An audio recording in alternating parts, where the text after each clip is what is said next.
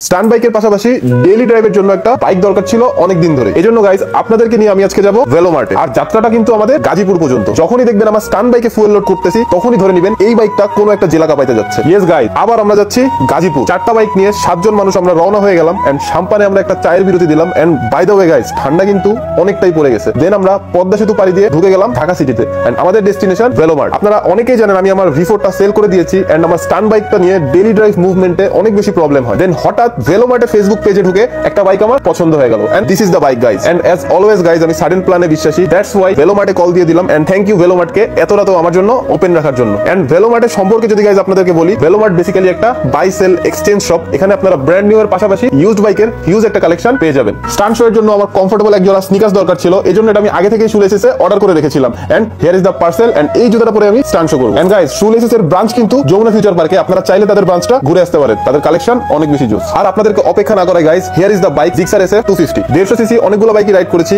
And এই বাইকটা যখন বাংলাদেশে ফার্স্ট আসে এই বাইকের টিভিসিটা আমি করছিলাম। দ্যাটস ওয়াই তখন থেকে এই বাইকটা আমার ভালো লাগে। এই জন্য চিন্তা ভাবনা না করে এই বাইকটা আমি নিয়ে যাচ্ছি ভেলোমার্ট থেকে। এন্ড আপনাদের জন্য রেখে যাচ্ছি হিউজ একটা কালেকশন। এখানে আপনারা R15, royal Enfield, FZ, MT-15, Gixxer, CF মোটো সহ আরো অনেক এক্সক্লুসিভ কালেকশন পেয়ে যাবেন। ভেলোমার্টের লোকেশন হলো মিরপুর 1 ঈদগাহ মাঠের ঠিক পাশেই। বাইকটা ডেলিভারি নিতে আমাদের রাত 1টা বেজে গিয়েছিল। দেন আমরা বেশি সময় নষ্ট না করে বাইকটা নিয়ে বের হয়ে গেলাম এন্ড সোজা চলে গেলাম পেট্রোল পাম্পে। বাইকের ট্যাঙ্কিটা লোড করে আমরা আবার রওনা হয়ে গেলাম গাজীপুরের উদ্দেশ্যে। দেন সিস্টেম হ্যাং বাইকার্স ক্লাবের মেম্বাররা আমাদেরকে রিসিভ করলো এন্ড সবার সাথে আড্ডা দেওয়ার পর আমরা রিসর্টের উদ্দেশ্যে রওনা হলাম। এন্ড এখানে রাস্তাটা গাইজ অনেক বেশি সুন্দর ছিল। এখান থেকে আমরা সোজা চলে গেলাম সোহাগপল্লী রিসর্টে। এন্ড একটা ঘুম দরকার গাইজ, সুন্দর একটা ঘুম দিয়ে। Good morning everyone. এন্ড ঘুম থেকে ওঠার পর আমরা সবাই একসাথে রেডি হয়ে সাথে গাজীপুরের ভাই ব্রাদার নিয়ে আমরা বের হয়ে গেলাম লাঞ্চ করার জন্য। সবার আগে আমরা লাঞ্চ শেষ করলাম। দেন আমরা চলে গেলাম আমাদের স্টান্ট গ্রাউন্ডে, যেখানে আগামীকালকে অর্থাৎ 21 তারিখে মারাত্মক একটা স্টান্ট শো অ্যারেঞ্জ করছে সিস্টেম হ্যাং বাইকার্স। তো গাজীপুরবাসী মোস্ট ওয়েলকাম এভরিওয়ান। কালকে ইনশাআল্লাহ গাজীপুরের ভাই ব্রাদার যারা আছেন সবাই আসবেন এন্ড গাজীপুরের মাটি আমরা একসাথে কাঁপাবো। গ্রাউন্ডে সবার সাথে দেখা করে আমরা বের হয়ে গেলাম চা আর পোড়া রুটি খাওয়ার জন্য সুন্দর একটা প্লেসে।